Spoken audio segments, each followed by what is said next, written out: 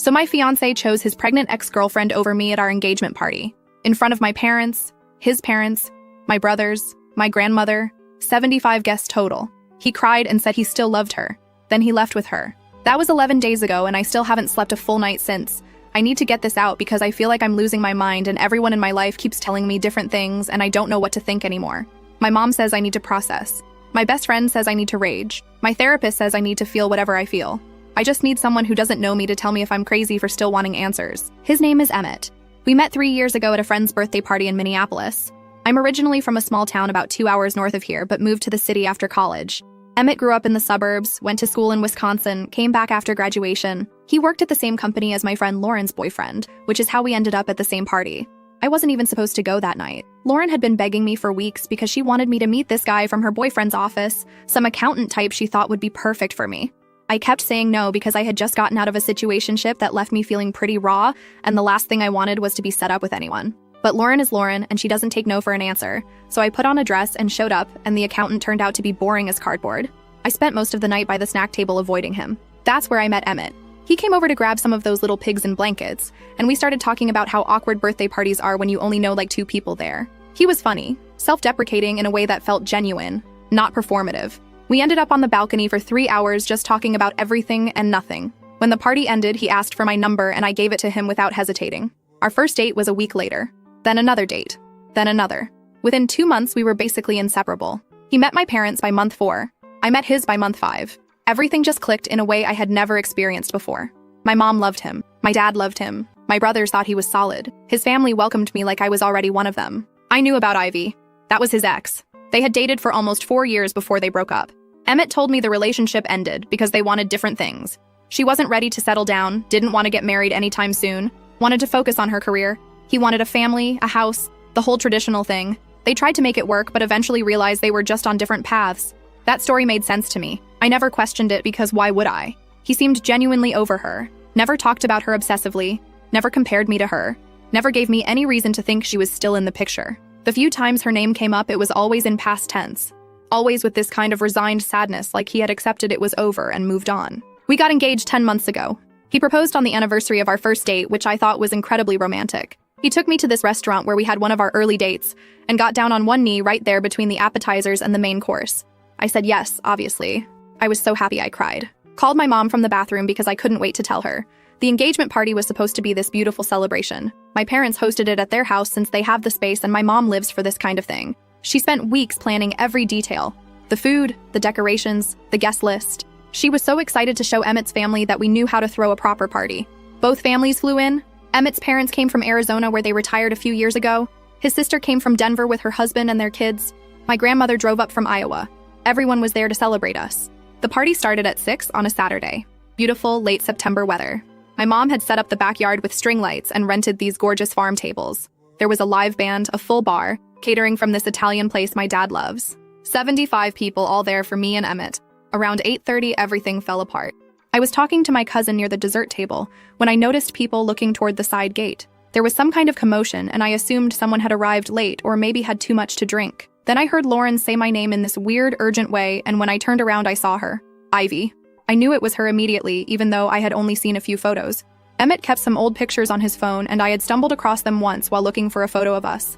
I didn't snoop or anything. They just came up when I was scrolling. She was pretty in that effortless way that makes other women feel inadequate. Long, dark hair, perfect skin, the kind of body that looks good in everything. She was standing just inside the gate, wearing this fitted dress that showed off what was very clearly a pregnant belly. She looked like she was maybe 4 or 5 months along. Not huge, but definitely obvious. I remember thinking this has to be some kind of joke. Like maybe she was a friend of someone's and just happened to have the same name as Emmett's ex. Or maybe I was confusing her with someone else. Because why would his ex-girlfriend show up at our engagement party pregnant? Then she opened her mouth. She said she was sorry to interrupt, but there was something everyone needed to know. Her voice was loud enough that the people nearby stopped talking and turned to look. She said she and Emmett had been seeing each other for the past year. That the baby she was carrying was his. That he had been planning to leave me as soon as she said she was ready to be with him for real. I stood there frozen. I literally could not move or speak. It was like my brain just shut down and refused to process what was happening. I kept waiting for Emmett to appear and tell her she was insane, to deny everything, to make this make sense. He appeared all right. He came pushing through the crowd with this look on his face like he had seen a ghost. Pure panic. He went straight to her and grabbed her arm and was saying something I couldn't hear, and she pulled away from him and said loudly that no, she was done hiding. Then she reached into her bag and pulled out these papers. Ultrasound photos. She held them up and I could see even from where I was standing that they had his name on them. Emmett's name, listed as the father. She said she had text messages, hundreds of them, where he talked about their future together, where he said he loved her, where he said he was only staying with me until she was ready. My mom was standing next to me by then. She had grabbed my arm like she was trying to hold me up. My dad was across the yard and I could see him moving toward us with my brothers right behind him. Everyone was watching. 75 people staring at this woman destroy my entire life. Ivy looked right at Emmett and asked him what it was going to be. She said she was ready now. Ready for marriage, ready for the family he always wanted. She was giving him what he had been asking her for since the day they broke up. So what was his choice? I waited for him to tell her to leave, to tell her she was lying, to look at me and tell me this was all some horrible misunderstanding. Instead, he started crying. He said he was sorry, that he had made a mistake, that he never meant for it to happen this way. He said he still loved her, that he had never stopped loving her, that their relationship had never really ended. They had just taken a break while she figured out what she wanted. A break. He said our entire relationship was him waiting for her. 3 years. The dates, the holidays, meeting my family, the proposal. All of it was just him killing time until Ivy decided she was ready. My dad lunged at him. Actually lunged. My brothers Gabriel and Ryden had to physically hold him back. My dad was yelling things I had never heard him say before. My mom was crying. My grandmother was sitting in a chair looking like she might pass out. Emmett's parents were standing there in shock, not saying anything, and Emmett just stood there crying, saying sorry over and over, while Ivy stood next to him with her hand on her pregnant belly looking almost triumphant, like she had won something. He left with her. He actually left with her. Got in her car and drove away from our engagement party, from my family's house, from the life we were supposed to build together. Didn't look back once. The party ended, obviously. My mom tried to salvage things, tried to thank people for coming and assure everyone I would be okay. But there was nothing to salvage. Everyone had seen. Everyone knew. The most humiliating moment of my life had played out in front of every single person who mattered to me. Lauren drove me home that night. I don't remember much about the drive. I just remember sitting in my apartment afterwards, staring at the wall and feeling like none of it was real. Like I would wake up any minute and it would all be a nightmare. It wasn't a nightmare, though. It was real. The next few days were chaos.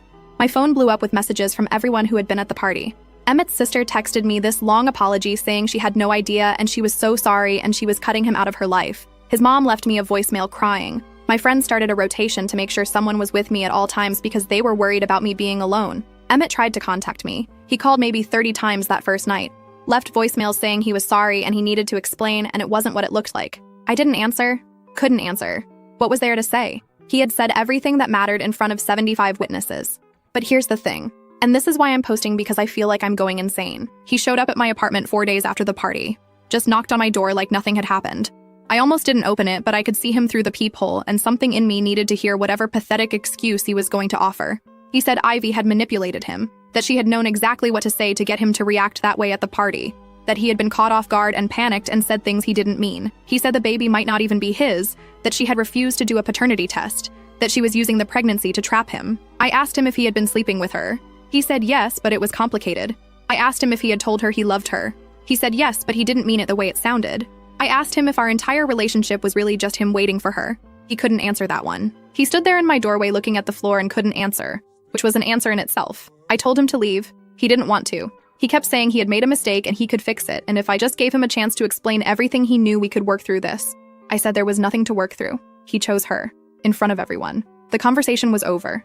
I closed the door in his face. That was a week ago. He's texted me every single day since. Long messages about how he's not with Ivy anymore, how he realized she was toxic, how the baby changes nothing about how he feels about me. His mom has called me twice asking me to please just talk to him, to let him explain, saying she knows her son and he's not a bad person, he just made a terrible choice. Yesterday, his sister Amanda called me. She said Emmett had been staying with her since the party because he has nowhere else to go. She said Ivy had apparently been telling everyone that Emmett came crawling back to her the night of the party and they were together now, but according to Emmett, that's not true. He went to her place to confront her about what she did, and they got in a huge fight and he left. Amanda said he's been a mess, not eating, not sleeping, just sitting in her guest room staring at the wall. I don't know why she told me that. Maybe she thought it would make me feel bad for him. It didn't. But it did make me start thinking about things I probably shouldn't be thinking about. Like what actually happened between them. Like whether Ivy really did manipulate the situation, or whether Emmett is just saying that now because he realized he threw away his entire life for someone who was never going to give him what he wanted.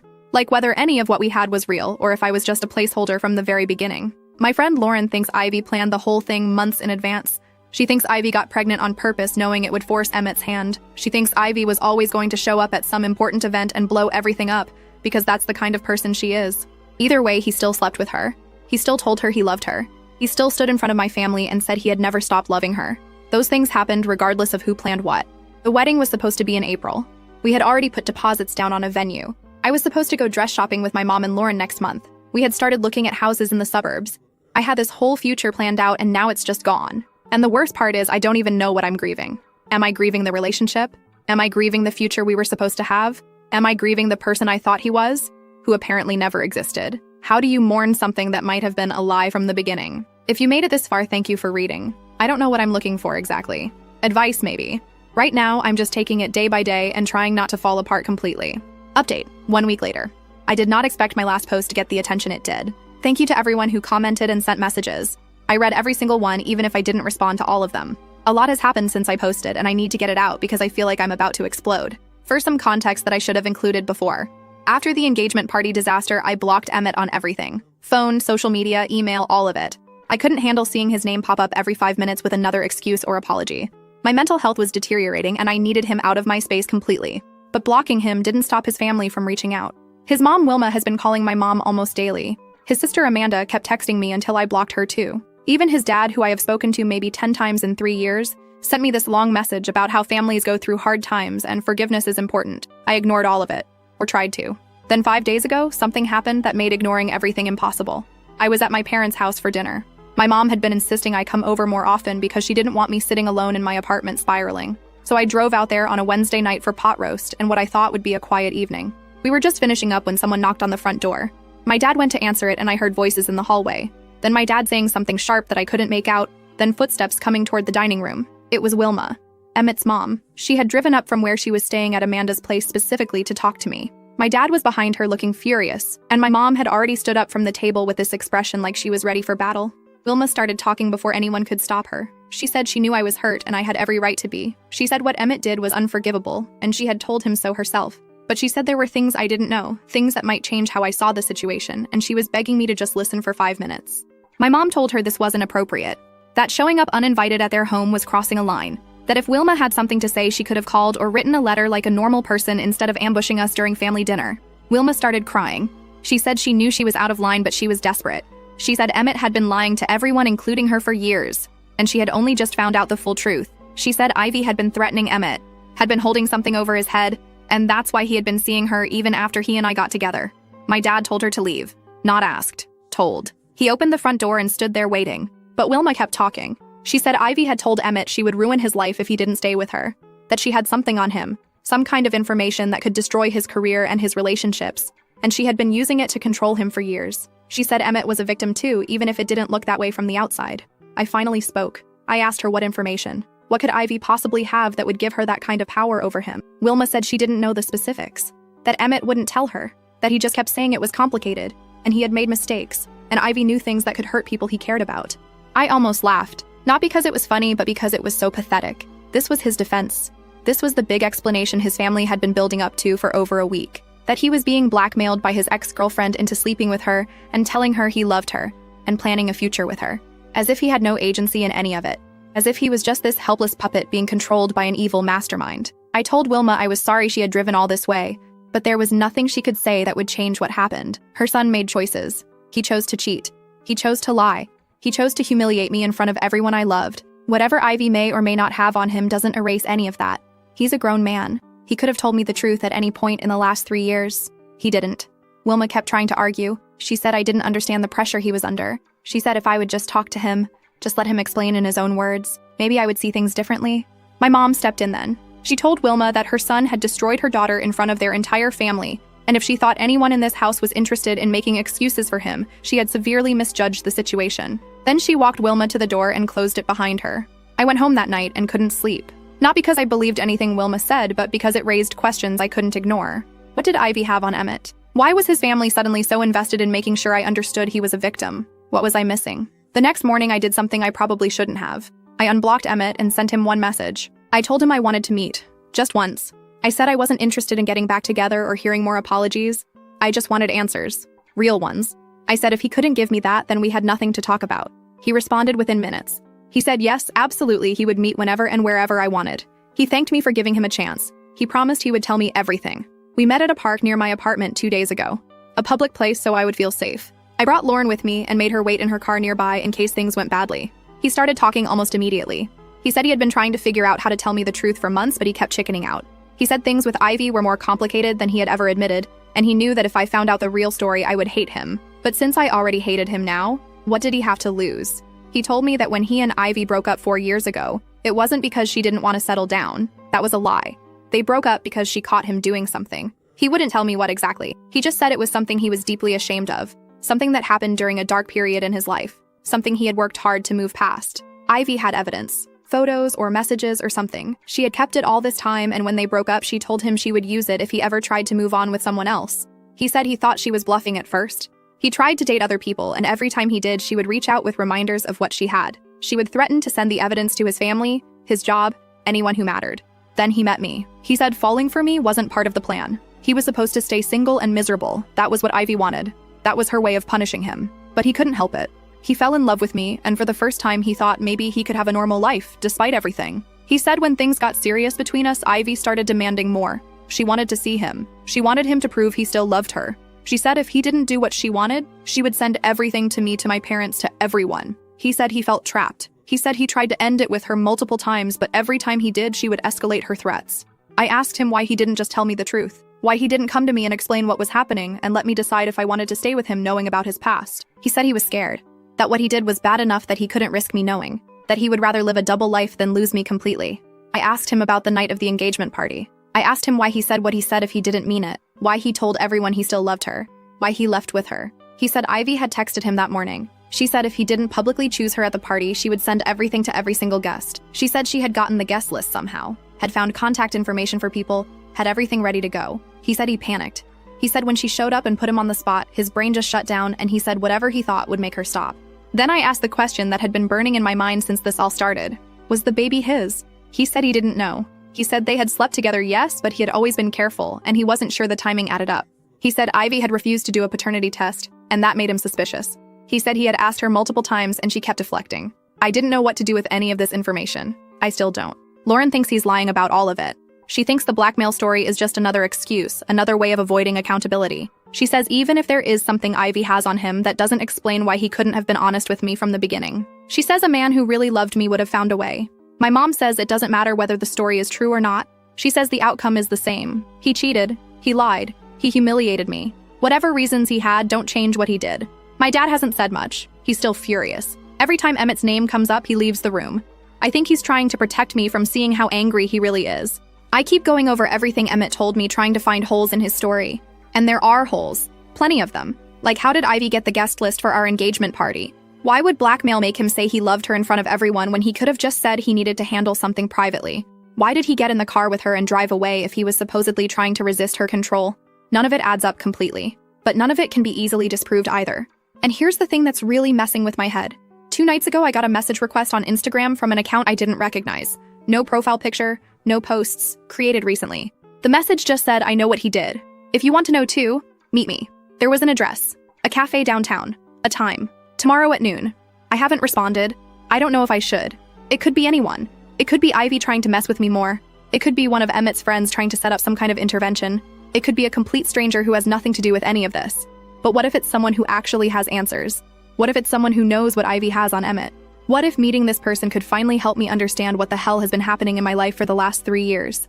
Lauren says absolutely not. She says this is how people end up in dangerous situations. She says I need to block the account and move on. My mom agrees. She says I already have all the information I need. Emmett betrayed me. That's the only fact that matters. But I can't stop thinking about it. I can't stop wondering what's really going on. And I can't shake this feeling that there's more to this story than anyone is telling me. But how am I supposed to move forward when I don't even understand what I'm moving forward from? I don't know what I'm going to do yet. I have until tomorrow at noon to decide. I'll update again when I figure out my next move, or when everything falls apart even more, whichever comes first. Final update. I went to the cafe. I know. Everyone told me not to. Lauren practically begged me. My mom said I was asking for trouble, but I couldn't not go. I had spent 2 weeks drowning in half-truths and manipulations, and I needed something real. So I went. Lauren insisted on coming. She sat at a table across the room pretending to work on her laptop while I waited near the window. I ordered a coffee I didn't drink and watched the door. Nobody came. 45 minutes of nothing. Whoever sent that message either chickened out or was messing with me from the beginning. Lauren drove me home and I spent the rest of the day feeling stupid. But here's the thing. While I was sitting in that cafe waiting for a ghost, Ivy was at my apartment. My neighbor Bethany texted me around 1 asking if everything was okay. She said there was a woman standing outside my door who had been there for almost an hour. I knew immediately who it was.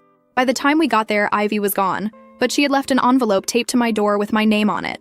Inside was a letter, 3 pages, handwritten. She said she never meant for things to go this far. She said when she showed up at the engagement party, she thought Emmett would choose her, and they would leave together, and I would just be a footnote. She didn't expect his family to turn on him. She didn't expect the aftermath. She said the blackmail story was partly true, but mostly exaggerated. Yes, she had information about something he did. Yes, she had used it. But he wasn't some helpless victim. He wanted to be with her. He came back willingly every single time. The threats were just an excuse he used to justify his choices. She said the baby was definitely his. She had done a paternity test and had the results. Emmett had seen them weeks ago. His whole act of uncertainty was another lie. And then she said Emmett had proposed to her too, 2 years ago. Before he proposed to me, she said he gave her a ring and she said no because she wasn't ready. That's when he started dating me. Not because their relationship ended, but because she rejected him and he wanted to make her jealous. He told her I was just a placeholder. He said he would drop me the second she changed her mind. She included a photo. Emmett on one knee, a ring box open, her standing there with her hands over her mouth, dated 2 years before our engagement. I stared at that photo until my vision blurred. Lauren kept saying it could be photoshopped. Ivy was clearly unstable and couldn't be trusted, but something about it felt real. The setting, his clothes, the way he was looking up at her. I needed to confront Emmett. I texted him that night, told him I had the letter, told him I had seen the photo, told him if he didn't meet me and tell me the actual truth, I would send everything to his parents and everyone else who still believed his victim's story. He showed up at the park the next afternoon. Same bench, same haunted look. I started by asking about the proposal. He tried to deny it, said Ivy was lying, said she had fabricated the photo. I told him to stop. I told him the photo was clearly real and if he kept lying, I was walking away forever. One chance. This was it. He admitted he had proposed to Ivy, admitted it was before me, admitted that when she said no, he was devastated and started dating to move on. He said he met me during that period and fell for me, but part of him had always wondered what would have happened if Ivy had said yes. I asked if I was really just a placeholder. He said his feelings for me were real, but he also said he couldn't promise that part of him hadn't been waiting for Ivy. He said he had loved us both in different ways, and he knew that made him terrible. But it was the truth. I asked about the baby, about the paternity results. He admitted he had seen them. The baby was his. He had been lying about being uncertain because uncertainty made him look less guilty than knowingly getting his ex pregnant while engaged to me. Then his phone started ringing. He glanced at the screen and his face changed completely. He answered and I could hear yelling through the speaker. A woman's voice. Ivy's voice. Screaming that she knew he was with me, that her sister had seen us, that he had promised her he would never speak to me again. Emmett was trying to calm her down, saying it wasn't what she thought, saying he was just trying to get closure so they could move forward. He actually said that. Move forward. Like he and Ivy were the real couple and I was just loose ends to tie up. I grabbed the phone out of his hand. Ivy went silent for a second when she heard my voice. Then she started screaming at me, calling me desperate, saying I couldn't take a hint, saying Emmett had chosen her and I needed to accept it and move on with my pathetic life. I told her I wasn't the one who showed up at someone else's engagement party like a psycho. I told her I wasn't the one who got pregnant to trap a man who clearly couldn't commit to anyone. I told her she had won nothing. She had won a liar and a coward, and in a few months she would be raising a baby with someone who would cheat on her the same way he cheated on me. She told me I was just jealous, that Emmett had never loved me, that everything we had was fake and deep down I knew it. I told her to ask him about the ring, ask him if the ring he gave her looked similar to the one he gave me, ask him if he recycled his proposal speech too, or if he came up with something original the second time around. She went quiet.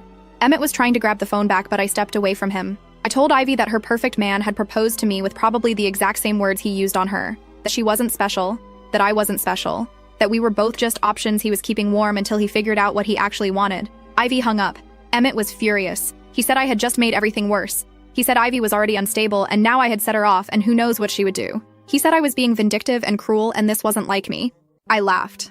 I told him he didn't know what I was like. He had spent 3 years lying to my face so clearly he didn't know me at all. And I told him I didn't care what Ivy did. I didn't care if she burned his life to the ground. I didn't care if she told everyone whatever secret he was so desperate to protect. He had already destroyed everything that mattered to me, so whatever happened to him next was not my problem. He tried to grab my arm, tried to make me listen. He said we needed to talk about this calmly, that I was being emotional, that I wasn't thinking clearly. I pulled away and told him if he touched me again I would scream and every person in this park would see him for exactly what he was. He backed off. I told him this was the last time. I said I never wanted to see his face again. If he contacted me, if his family contacted me, if anyone connected to him tried to reach out, I would go to Ivy myself and tell her every single thing he had said about her. Every excuse. Every time he called her manipulative or unstable or toxic. Every lie he told to make himself look like her victim. His face went white. I told him to have a nice life with the woman he chose. I told him to enjoy explaining to his kids someday why Daddy destroyed multiple lives because he couldn't keep it in his pants. I told him I hoped the secret Ivy had on him was worth everything he lost. Then I walked away. But that wasn't the end. 3 days later, Emmett's mom, Wilma, showed up at my parents' house again. This time she didn't come alone. Emmett was with her. My dad answered the door and immediately tried to close it, but Wilma stuck her foot in the gap and started talking fast. She said there had been a development. She said Ivy had gone to Emmett's workplace and caused a scene. She said Ivy had told Emmett's coworkers about the affair and the pregnancy and the engagement party. She said Emmett might lose his job and his reputation was destroyed and they needed my help. My help. I came to the door because I could hear the commotion from the kitchen. My mom was right behind me. My dad was blocking the entrance with his whole body. Emmett started talking over his mother, saying Ivy had gone nuclear, saying she was telling everyone everything, saying the secret she had been holding over him was out now and his life was falling apart. My mom asked why exactly this was our problem. Wilma said because I had provoked Ivy, because my phone call with her had set her off, because if I had just left things alone, none of this would be happening. I could not believe what I was hearing. I told Wilma her son had cheated on me for our entire relationship. Her son had humiliated me in front of 75 people. Her son had lied about everything, including proposing to another woman before me. And now she was standing on my parents' porch saying this was my fault. Emmett tried to interrupt. He said he wasn't blaming me. He just needed me to talk to Ivy to calm her down. Because apparently Ivy thought I was some kind of threat. And if I could just tell her I was out of the picture completely, maybe she would stop trying to destroy him. I asked him why Ivy would listen to anything I said. He said because Ivy was jealous of me. Because even though she had won, she was convinced Emmett still had feelings for me. Because apparently during their fights over the past few weeks, he had said things about me that made Ivy insecure. He had compared them. He had told Ivy she wasn't as kind as me, wasn't as easy to be around, wasn't as loving. So even while choosing her, he was using me as a weapon against her.